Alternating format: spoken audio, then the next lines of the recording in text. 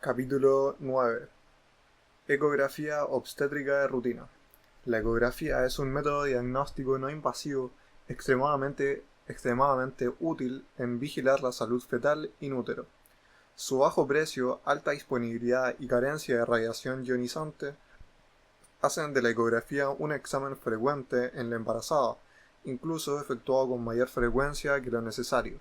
La ecografía es la principal herramienta para diagnosticar patologías y estimar riesgo individual durante el embarazo, permitiendo seleccionar a la población de alto riesgo, concentrar recursos y disminuir la morbimortalidad perinatal. La ecografía permite refinar el diagnóstico de edad gestacional, evaluar la anatomía fetal, detectar desórdenes del crecimiento fetal e identificar alteraciones congénitas. De modo rutinario, se recomienda solicitar 4 ecografías durante el embarazo. A. 7 a 11 semanas. B. 11 a 14 semanas. C. 20 a 24 semanas. D. 32 a 36 semanas. En Chile, la recomendación del MinSal es de 3 exámenes de ultrasonido prenatal, con una cobertura de 70 a 80% de la población obstétrica, variable según región y centro. Objetivos de la ecografía de rutina durante el embarazo. Objetivos generales de la ecografía de rutina en el embarazo. Si bien cada una de las 4 ecografías de rutina tiene objetivos específicos: 1. Determinar de la edad gestacional. 2. Certificación de vitalidad fetal. 3. Evidenciar el número de fetos. 4. Identificar la ubicación placentaria. 5. Evaluar anatomía fetal detectando anomalías congénitas mayores y menores. 6. Controlar el crecimiento fetal. 7. Determinar el riesgo obstétrico. Es importante considerar que la ecografía permite la integración del bebé al grupo familiar desde su vida intrauterina. En la siguiente tabla se muestran los principales objetivos de cada una de las ecografías mencionadas. Ecografía 1. Entre las 7 a 11 semanas. 1. Edad gestacional. 2. Número de embriones. 3. Ubicación. 4. Vitalidad. En cuanto a la segunda ecografía, entre las 11 a 14 semanas, los principales objetivos son translucencia nucal. Segundo, riesgo de aneuploidía. 3. Corionicidad. 4. Doppler de arterias uterinas. En cuanto a la ecografía 3, que se realiza entre las 20 a 24 semanas, los objetivos de esta son la anatomía fetal.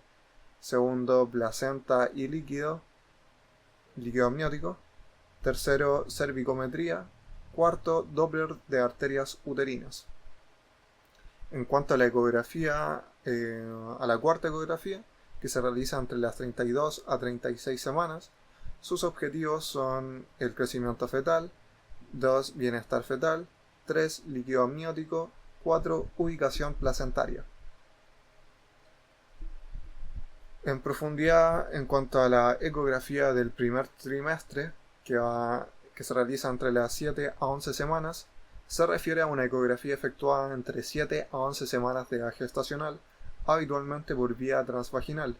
Debe efectuarse con la vejiga vacía y observarse atentamente el útero, su contenido y los anexos, ovarios. Objetivos de la ecografía de las 7 a 11 semanas. A. Evaluar forma y tamaño del saco gestacional. B. Determinar edad gestacional por longitud cefalonalgas y observar concordancia con fecha de última menstruación. C. Observar el número de embriones. D. Determinar la localización del embarazo. Descartar embarazo ectópico. E. Confirmar vitalidad embrionaria, presencia de latidos cardíacos fetales. F. Diagnosticar corionicidad en gemelos. G. Evaluar presencia de factores de mal pronóstico del embarazo. H. Detectar patologías asociadas, como quistes ováricos, miomas, malformaciones uterinas. A. Saco gestacional. Es una estructura econegativa, o sea, color negro en la ecografía, redondeada, ovoide, eventualmente irregular, rodeada por trofoblasto, visible en condiciones normales en la cavidad endometrial En su interior aparecerán diferentes elementos embrionarios según la edad gestacional. El saco gestacional es excéntrico respecto a la línea endometrial y posee una imagen de doble anillo ecogénico en su contorno. El pseudosaco gestacional corresponde a una imagen econegativa en la cavidad endometrial, que simula un embarazo intrauterino. Se observa en un 5 a 10% de los embarazos ectópicos y corresponde solo a una pequeña acumulación de líquido en la cavidad. El pseudosaco tiene un único anillo ecogénico en su contorno y se ubica de modo central en la línea endometrial.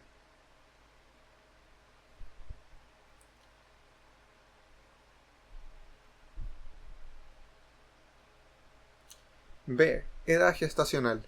El tamaño del saco gestacional y luego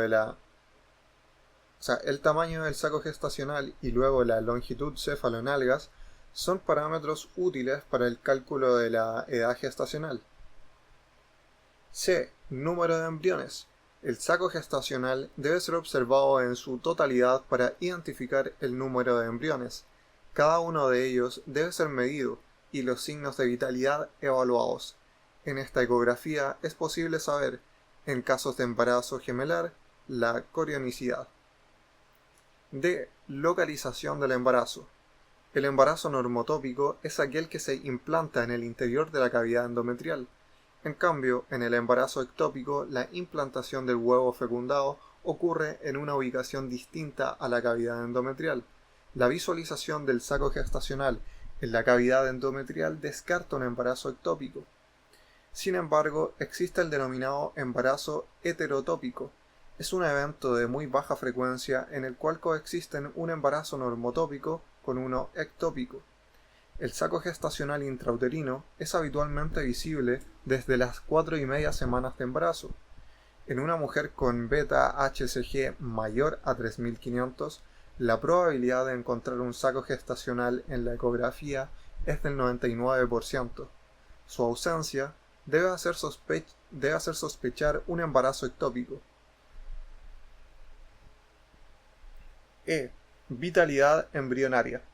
La vitalidad del embrión se demuestra por la presencia de latidos cardíacos fetales. Los latidos cardiofetales son visibles con embriones cuya longitud cefalonalgas es mayor a 3 milímetros. La frecuencia normal de latidos cardiofetales es entre 110 a 160 latidos por minuto. Sin embargo, no es raro que en la primera ecografía se muestren más lentos, mayor o igual a 90 latidos por minuto. Si esta se realiza muy precozmente, o sea, entre las 5 a 6 semanas, se considera un signo de buen pronóstico encontrar los latidos cardiofetales entre 160 a 180 latidos por minuto en el primer trimestre. El corazón del embrión ocupa un tercio del cuerpo y suele encontrarse en el centro de este.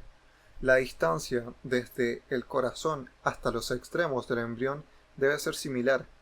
La visualización del corazón es facilitada por el uso del ecodoppler color, el que permite calcular además la frecuencia de los latidos cardiofetales.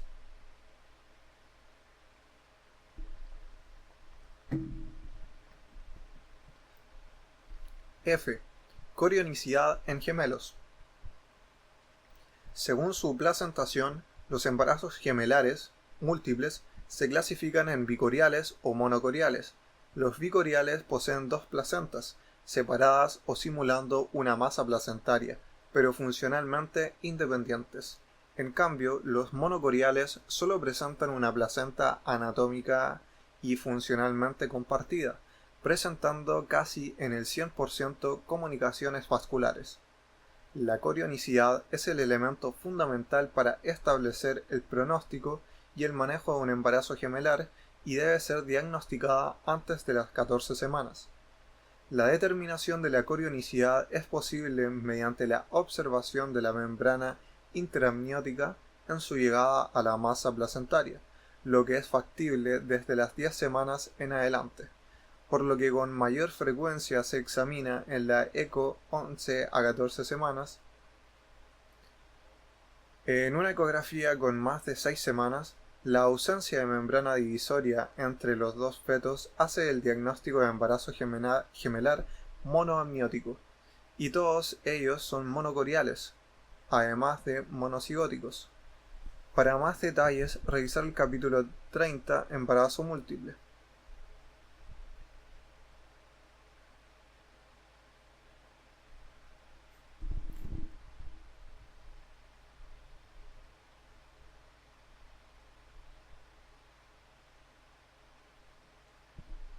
G. Pronóstico del embarazo. Como concepto general, el riesgo de aborto espontáneo es 10 a 15% en mujeres con atraso menstrual y prueba de embarazo positiva. Cuando la ecografía demuestra la presencia de un embrión con latidos cardiofetales presentes, cuyo tamaño, longitud cefalonalgas, es concordante con la edad gestacional, y especialmente si la frecuencia de latidos cardiofetales es 160 a 180 latidos por minuto, el riesgo de aborto se reduce a menos del 1%. Por el contrario, es posible encontrar en la ecografía de primer trimestre algunos signos ecográficos que se relacionan con mayor probabilidad de pérdida del embarazo. A ellos se les denomina signos de mal pronóstico. Pese a la presencia de signos de mal pronóstico, el embarazo debe seguir controlado y la vitalidad embrionaria vigilada. Si el aborto no se produce, el embarazo continúa como un embarazo de bajo riesgo. Signos de mal pronóstico en la ecografía de primer trimestre.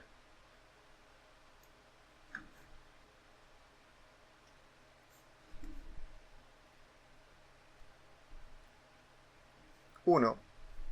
Hematoma retroplacentario mayor al 40% del espacio que ocupa el saco. Se trata de una imagen anecogénica líquida retroplacentaria.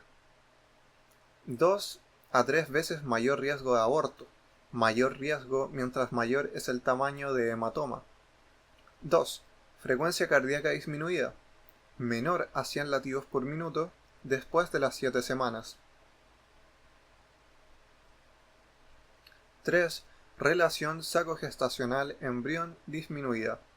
Habitualmente, con un saco gestacional de 3 centímetros, el embrión mide 1 centímetro en longitud cefalonalgas.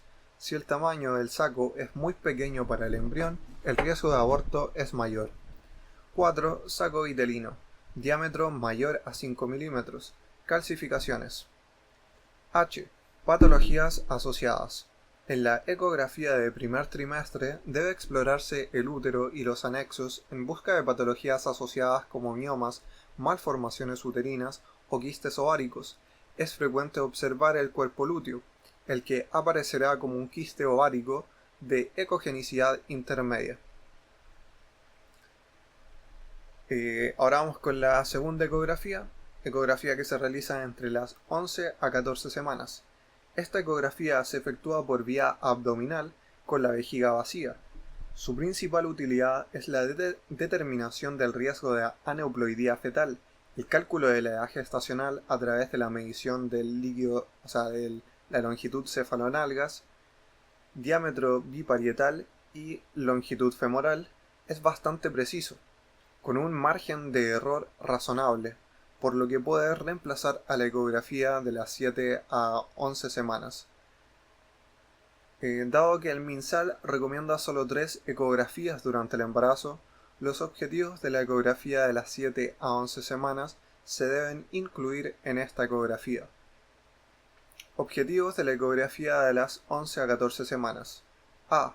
Determinar edad gestacional, longitud cefalonalgas, diámetro biparietal y longitud femoral y vitalidad embrionaria. B. Diagnóstico de corionicidad en embarazo gemelar. C. Diagnóstico de malformaciones graves. D. Diagnóstico antenatal, medición de translucencia nucal, hueso nasal, ductus venoso y regurgitación tricuspidea. E. Determinación del riesgo de preeclampsia y restricción de crecimiento fetal mediante Doppler de arterias uterinas. A. Edad gestacional. La longitud cefalonalgas, el diámetro biparietal y el fémur son parámetros útiles para el cálculo de la edad gestacional. La determinación de la edad gestacional por la ecografía de 11 a 14 semanas tiene un margen de error de más o menos 7 días. Vitalidad fetal se evalúa midiendo la frecuencia cardíaca del feto. B. Corionicidad. El mejor parámetro para determinar corionicidad es la observación de la llegada de la membrana intraamniótica a la masa placentaria en la ecografía de 11 a 14 semanas. Se observa el signo T o lambda. El signo lambda puede desaparecer después de las 20 semanas, por lo que es indispensable estudiar su presencia en la ecografía de las 11 a 14 semanas. Signo T, embarazo monocorial. Signo lambda, embarazo bicorial.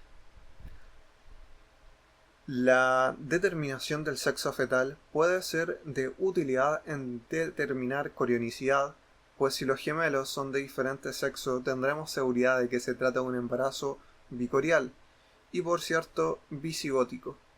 Si los gemelos son del mismo sexo, no permite sacar conclusiones, pues al menos la mitad de los gemelos bicoriales tendrán el mismo sexo. En todo caso, en la ecografía de 11 a 14 semanas no es posible diagnosticar con certeza el sexo fetal. La observación de dos placentas separadas también permite concluir que se trata de un embarazo bicorial. Por el contrario, la identificación de solo una masa placentaria no hace el diagnóstico de monocorial, pues una sola placenta o dos placentas muy cercanas, fusionadas, tienen el mismo aspecto en la ecografía. En embarazos gemelares bicoriales, la membrana interamniótica está compuesta por dos capas de amnios y dos capas fusionadas de corion en el medio, dando a la membrana divisoria un aspecto trilaminar. En gemelares monocoriales biamnióticos, la membrana solo tiene dos capas de amnios sin interposición de corion, lo que hace que la membrana sea más delgada. Se ha propuesto que una membrana gruesa, mayor a 2 milímetros, sugiere que se trata de un embarazo gemelar bicorial. La presencia de tejido coriónico en la base de la membrana interamniótica, el sitio en que llega a la placenta, es lo que origina el signo lambda en el embarazo gemelar bicorial. C. Malformaciones graves. En la ecografía de 11 a 14 semanas es posible ver la conformación general del feto. De este modo, y gracias a la mayor resolución de los equipos ecográficos, se ha hecho posible la detección de malformaciones fetales mayores. Es posible visualizar alteraciones anatómicas del cráneo, corazón, pared abdominal anterior, extremidades, columna y vejiga. D. Diagnóstico antenatal. La determinación del riesgo de aneuploidía, o sea, alteración del número de cromosomas, cardiopatía congénita o síndromes malformativos es posible en la ecografía de 11 a 14 semanas mediante la medición de la translucencia nucal, hueso nasal, velocimetría Doppler de ductus venoso, estudio de onda A y evaluación de regurgitación tricuspidea. Con la información de la translucencia nucal es posible calcular el riesgo fetal de aneuploidía ajustado a la edad materna y valor de la translucencia nucal. Mediante esa estimación de riesgo es posible efectuar el consejo genético respecto a la necesidad de estudios adicionales y manejo del embarazo. Es importante recordar que una translucencia nucal aumentada no hace el diagnóstico de aneuploidía fetal, sino que indica que el riesgo de aneuploidía es mayor que el que corresponde a la edad de la paciente. La mayoría de los fetos con translucencia nucal aumentada no presentan alteración del número de sus cromosomas, es decir, son euploides. E. Riesgo de preeclampsia y restricción de crecimiento fetal. En la ecografía de 11 a 14 semanas es posible estudiar el flujo a través de las arterias uterinas mediante Doppler. Se ha demostrado que el aumento de resistencia en las arterias uterinas a esta edad gestacional se asocia con mayor riesgo de desarrollar preeclampsia o restricción de crecimiento fetal. El problema es que la tasa de detección de este parámetro es en forma aislada es baja alrededor de un 50%. siendo mejor en el segundo trimestre, donde alcanza hasta un 90% para un 10% de FP. De esta forma, la mayoría de las mujeres con aumento de resistencia en arterias uterinas en la ecografía de 11 a 14 semanas no desarrollarán preeclampsia ni restricción de crecimiento fetal. Para analizar la resistencia de las arterias uterinas se utiliza el índice de pulsatilidad IP promedio entre ambas arterias y se considera aumento de resistencia cuando es mayor al percentil 95 según edad gestacional. Lo ideal es realizar un cribado de primer trimestre de riesgo de preeclampsia utilizando además del Doppler de arterias uterinas factores de riesgo maternos, la toma de la presión arterial con o sin determinación de marcadores bioquímicos, con lo cual, según el ASPRE trial, un estudio prospectivo multicéntrico de screening de preeclampsia entre las 11 a 14 semanas, se obtenían tasas de diagnóstico de preeclampsia precoz de un 77% y de preeclampsia tardía de 43% para un 10% de FP.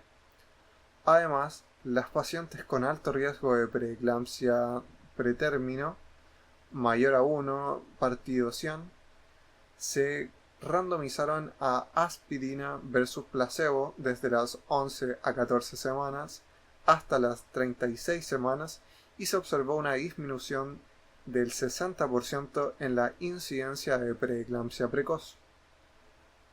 Es importante destacar que los mejores resultados de la profilaxis con ácido acetil salicílico son en el subgrupo de pacientes de alto riesgo de preeclampsia, por lo cual es importante determinar cuáles son las pacientes que pertenecen al grupo de mayor riesgo. Ahora vamos con la tercera ecografía que se realiza entre las 20 a 24 semanas, la llamada ecografía morfológica. Se considera la ecografía más importante del embarazo. En ella se evalúa de modo directo la anatomía fetal para confirmar su normalidad o sospechar malformaciones. Se debe realizar un examen detallado de la cabeza, macizo facial, labio superior, nariz, órbitas, hueso y perfil nasales, cuello, tórax, corazón, abdomen y extremidades. Objetivos de la ecografía de las 20 a 24 semanas. 1. Evaluar biometría fetal. 2. Estudio anatómico y funcional de órganos. 3. Evaluación de la longitud cervical. 4. Determinación de riesgo de preeclampsia y restricción de crecimiento fetal mediante el Doppler de arterias uterinas. 5. Observar anomalías de la placenta y del líquido amniótico. A. Anatomía fetal. Deben estudiarse todos los segmentos corporales, habitualmente siguiendo un esquema sistematizado desde la cabeza hasta las extremidades. Como parte del estudio rutinario de la anatomía, se hará una evaluación del corazón fetal mediante visión de 4 cámaras y tractos de salida. Se estima que la sensibilidad de la ecografía para el diagnóstico de malformaciones fluctúa entre el 50 y 80%, dependiendo del operador, de los equipos utilizados y de la malformación estudiada. En todo caso, es importante tener presente que su sensibilidad no es del 100% y que muchas malformaciones se diagnosticarán en el periodo neonatal. En esta ecografía se efectúa una biometría, o sea, medición de segmentos corporales. Se miden los diámetros cefálicos, el biparietal y fronto-occipital, circunferencia abdominal y longitud femoral. No es necesaria la estimación del peso fetal, pero sí verificar que las mediciones sean acordes a la edad gestacional, con un margen de error de más o menos 2 semanas. La sospecha de una malformación en una ecografía requiere una reevaluación, eventualmente en nivel superior o en centros terciarios para permitir un estudio anatómico más detallado. Como aforismo ecográfico recomendamos: si encuentra una malformación, busque la segunda; si ya hay 2, busque la tercera, y así sucesivamente. A mayor número de defectos detectados, mayor es el riesgo de aneuploidía. Ver tabla siguiente. Formulado el diagnóstico, se entrega la información a la pareja, incluyendo el consejo de diagnóstico genético, pronóstico y tratamiento pre y neonatal, según el caso. La evaluación detallada permite, adicionalmente, evaluar la presencia o ausencia de marcadores débiles de aneuploidía. Defectos fetales. Si tiene un defecto fetal, el riesgo de alteración cromosómica es de 2%. Si tiene dos defectos fetales, el riesgo de alteración cromosómica 11%. Si tiene 3 defectos, 32% de riesgo de alteración cromosómica. Si tiene 4 defectos, 52%. Si tiene 5, 66%. Más de 8 defectos fetales, un riesgo de alteración cromosómica del 92%. En la tabla siguiente se muestran los principales reparos anatómicos que deben ser analizados en la ecografía morfológica de las 20 a 24 semanas. Sitio anatómico, cabeza, evaluación, cráneo, diámetro biparietal, diámetro fronto-occipital, atrio, cisterna magna, cerebelo, presencia de un cavum septum pellucidum y columnas del fornix. En cara y cuello, la evaluación es de perfil fetal, distancia interorbitaria, labio superior, mentón, cuello. En cuanto al tórax, se evalúa el tamaño y simetría, campos pulmonares, configuración normal, costillas. En cuanto al corazón, se evalúa posición, 4 cámaras, tractos de salida, tabique interventricular. En cuanto al abdomen, se evalúa el situs abdominal, circunferencia abdominal, pared anterior, cámara gástrica, riñones, pelvis renal, vejiga, arterias umbilicales e inserción del cordón umbilical. En cuanto a la columna, evaluación de arcos en plano sagital, transversal y coronal. En cuanto a genitales, identificar sexo. En cuanto a extremidades, longitud femoral, longitud húmero, presencia y movimiento, posición de las manos y pies, eje de las piernas. En cuanto a la placenta y anexos, se evalúa la ubicación de la placenta, número de vasos del cordón y sitio de inserción, cantidad de líquido amniótico. B. Placenta y líquido amniótico. La localización placentaria es fácilmente visible en la ecografía.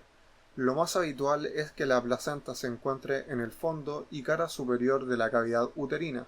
Si la placenta se encuentra cubriendo el orificio cervical interno, se formulará el diagnóstico de placenta previa. Es importante notar que solo un 10% de los casos de placenta previa diagnosticada en la ecografía de las 20 a 24 semanas permanecerán como placenta previa al término del embarazo. De modo que la localización placentaria debe ser reevaluada en el tercer trimestre y no debe alarmarse innecesariamente a la paciente por el hallazgo de una placenta previa a esta edad gestacional. Es importante estudiar el cordón umbilical, el que se inserta habitualmente en el centro de la placenta.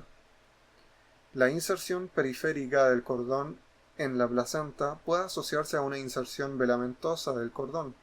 En la inserción velamentosa, el segmento más distal del cordón está desprovisto de la gelatina de Wharton, que normalmente protege a los vasos umbilicales, de modo que los vasos están solo cubiertos por las membranas fetales. La ecografía permite además verificar si el cordón umbilical posee 3 vasos sanguíneos, 2 arterias y una vena. Se ha observado que la presencia de solo una arteria umbilical se asocia a mayor riesgo de cromosomopatías o malformaciones fetales, musculoesqueléticas, renales, tubo digestivo, en el cordón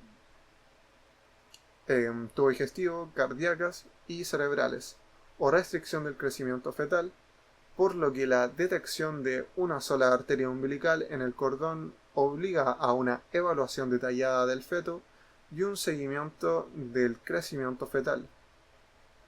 El líquido amniótico se produce fundamentalmente a partir de la secreción de líquido por el pulmón fetal y excreción de orina fetal. Los sistemas encargados de renovarlo son principalmente la barrera corioamniótica y la deglución fetal. El volumen de líquido amniótico se recambia aproximadamente 3 veces cada día. Las alteraciones en los mecanismos de producción y o recambio del líquido amniótico producen modificaciones de su cantidad, lo que puede observarse en la ecografía. Se denomina oligoamnios, oligohidroamnios a la reducción y polihidroamnios al aumento en la cantidad de líquido amniótico. El oligoamnios detectado en la ecografía de las 20 a 24 semanas es de muy mal pronóstico y se debe habitualmente a patología renal fetal, por ejemplo, agenesia renal, obstrucción de la vía urinaria. El polihidroamnios posee múltiples causas y en general encierran un pobre pronóstico fetal. Para más detalles sobre oligoamnios y polihidroamnios es posible revisar el capítulo Evaluación fetal ante parto. La cuantificación del líquido amniótico en la ecografía de 20 a 24 semanas se realiza en forma subjetiva o mediante la medición de un bolsillo vertical único. En edades gestacionales más avanzadas, cuando el abdomen puede dividirse en 4 cuadrantes, se estima midiendo un bolsillo único o los bolsillos de líquido amniótico en cada cuadrante y calculando el índice de líquido amniótico, como se explicará más adelante en este capítulo. C. Cervicometría. La evaluación ecográfica del cuello uterino debe hacerse por vía vaginal.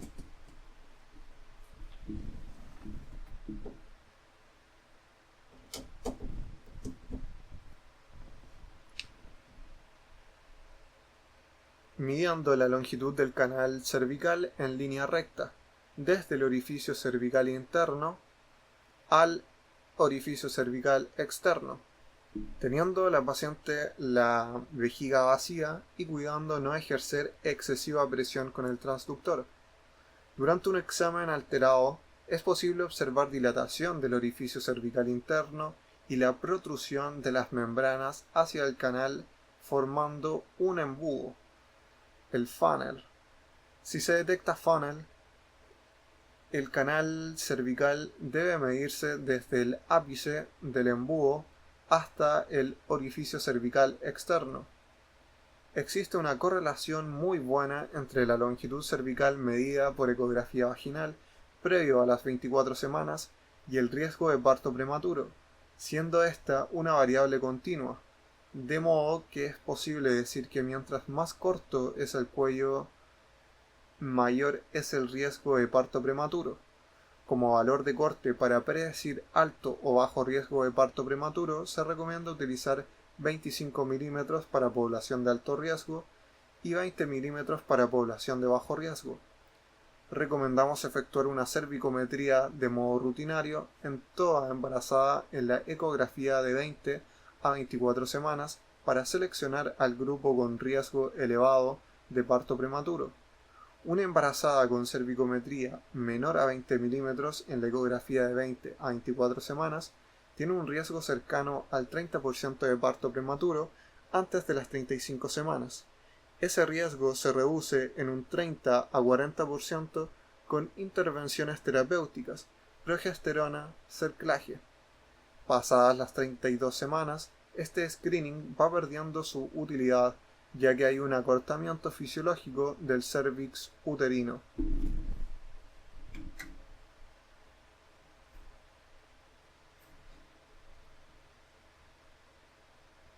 D. Riesgo de preeclampsia y restricción de crecimiento fetal. En la ecografía de 20 a 24 semanas es posible estudiar el flujo a través de las arterias uterinas mediante Doppler. El aumento de resistencia en las arterias uterinas a esta edad gestacional se asocia con mayor riesgo de desarrollar preeclampsia o restricción de crecimiento fetal, como se indicó antes.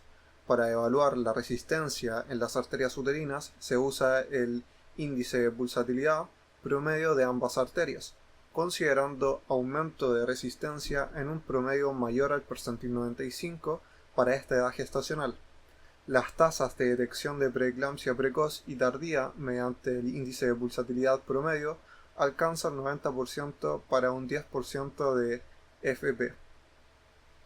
Sin embargo, a diferencia del inicio de aspirina antes de las 16 semanas, a esta edad gestacional no tienen un valor significativo como profilaxis. El Colegio Americano de Obstetricia y Ginecología (ACOG) y la Sociedad de Medicina Materno-Fetal (SMFM) recomiendan el uso de aspirina en mujeres con alto riesgo de preeclampsia, iniciando el tratamiento entre las 12 y 28 semanas, idealmente antes de las 16 semanas. En mujeres con aumento de resistencia en arterias uterinas se recomienda un control prenatal más estricto, con vigilancia del crecimiento fetal y de la aparición hipertensión arterial. Ahora vamos con la cuarta ecografía que se realiza entre las 32 a 36 semanas. Esta es la última ecografía rutinaria en el embarazo y está destinada principalmente a estimar el peso fetal, o sea, biometría y estimación ecográfica del peso fetal. La ecografía es útil a esta edad gestacional para evaluar el bienestar fetal mediante el uso del perfil biofísico o Doppler si es necesario, según el caso. También es relevante evaluar el líquido amniótico y la localización placentaria. Objetivos de la ecografía del tercer trimestre. 1. Diagnosticar anomalías del crecimiento fetal. 2. Evaluar el bienestar fetal, perfil biofísico y Doppler si es necesario. 3. Evaluar la cantidad de líquido amniótico. Y 4. Visualizar la ubicación placentaria. A. Biometría y estimación de peso fetal. Mediante la ecografía pueden medirse diferentes parámetros antropométricos del feto. Los más relevantes son 1. El diámetro biparietal. Se mide en un corte axial de la cabeza fetal. La técnica correcta de medición requiere la visualización del tálamo en línea media al centro y del cavum del septum pellucidum, espacio situado en la parte media del encéfalo con forma de hendidura. No debe visualizarse el cerebelo. El diámetro biparietal se mide como la máxima distancia entre ambos huesos parietales. El caliper se localiza en la tabla externa hacia proximal y en la tabla interna hacia distal. Segundo, diámetro fronto-occipital. Se mide desde el hueso frontal al occipital en el mismo corte en que se midió el diámetro biparietal. Con la medición del diámetro biparietal y el diámetro fronto-occipital es posible estimar el perímetro craneano. Los equipos de ultrasonido disponen de una herramienta, el elipse, que permite medir directamente el perímetro craneano.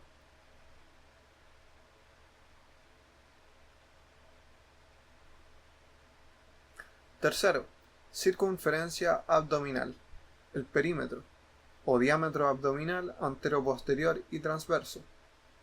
La medición del perímetro abdominal se efectúa en un corte axial a nivel del ombligo.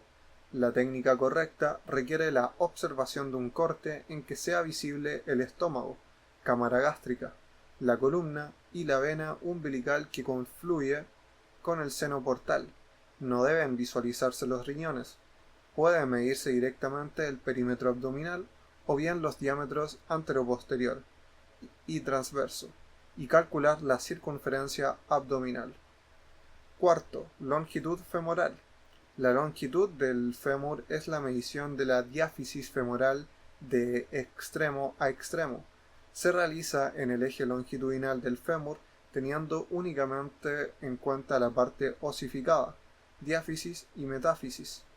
Las porciones cartilaginosas del hueso, cabeza femoral, trocánteres y núcleo de osificación distal se identifican como estructuras hipoecoicas proximales y distales a la diáfisis y no se deben incluir en la medición. Es una medida fácil de hacer, pero debe evitarse la confusión con otro hueso largo como el húmero. Como referencia anatómica se sugiere mirar la vejiga fetal. El hueso más cercano a la vejiga fetal es el fémur. 5. Estimación de peso fetal. Existen fórmulas matemáticas que relacionan los parámetros antropométricos para estimar el peso fetal.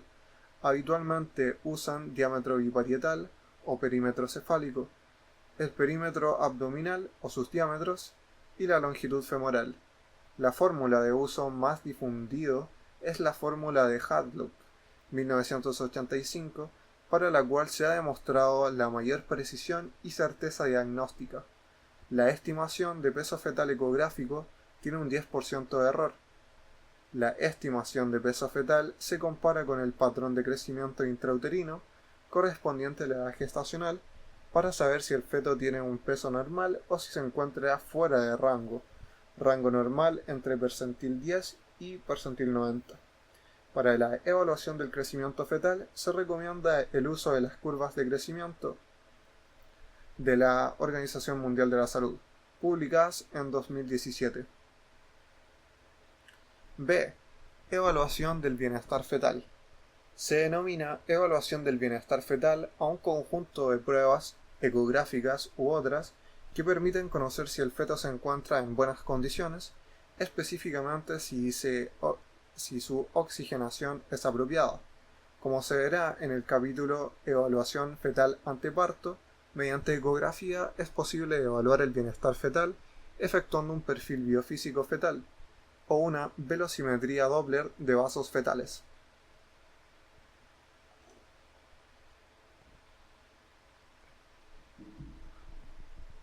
C. Líquido amniótico.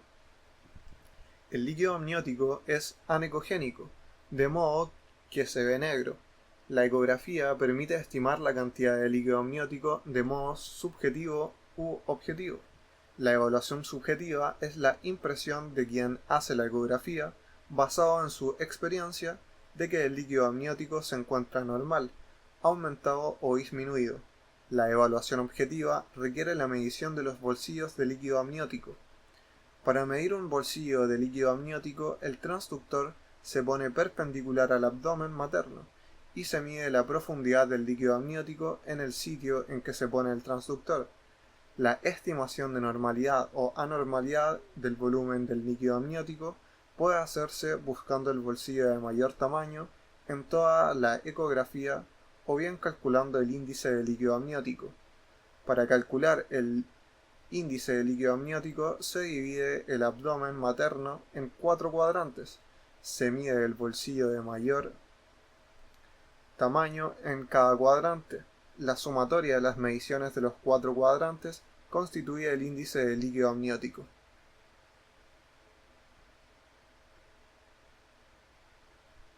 La evaluación mediante el análisis del mayor bolsillo se llama criterio de Manning, el inventor del perfil biofísico fetal. La evaluación del líquido amniótico mediante el ILA se conoce como criterio de Phelan, el inventor del ILA. En la tabla siguiente se muestran los criterios diagnósticos de patología del volumen de líquido amniótico en la ecografía del tercer trimestre según Manning y Phelan. Criterio Manning: bolsillo mayor menor a 2 centímetros corresponde a oligoamnios. El bolsillo mayor entre 2 a 8 centímetros es líquido amniótico normal, y el bolsillo mayor o igual a 8 centímetros correspondería a un polihidroamnios.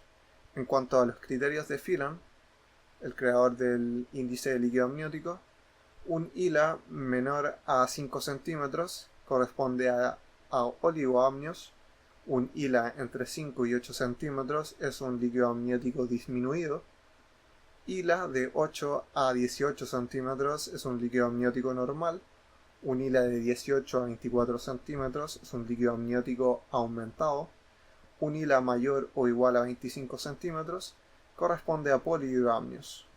Un hila entre 25 a 29 es polihidroamnios leve, hila de 30 a 34 es un polihidroamnios moderado, hila mayor o igual a 35 es polihidroamnios severo.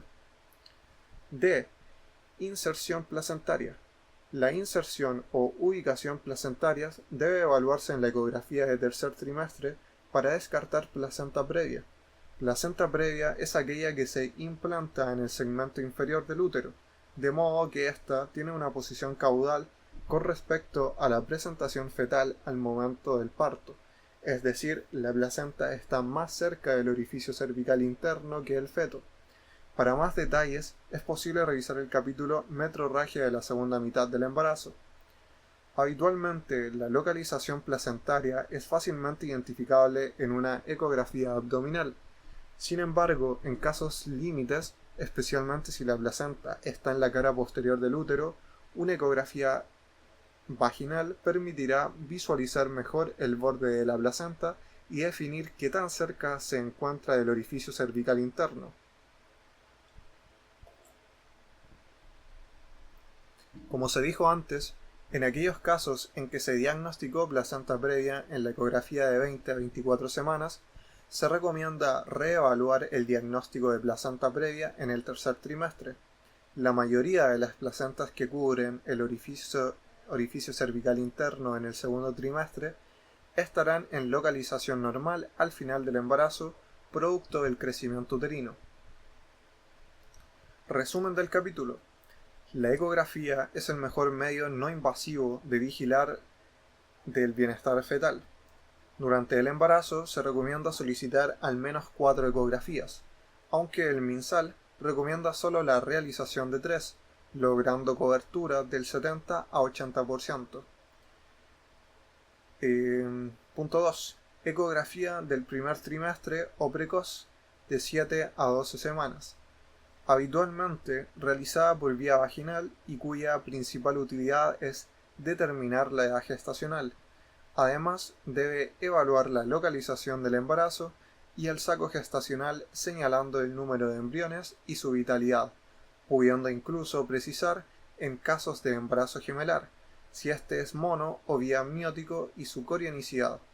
Por último, además de buscar patologías asociadas maternas, como miomas, malformaciones o quistes, hay algunos signos que deben mirarse pues permiten predecir el riesgo de aborto del embarazo.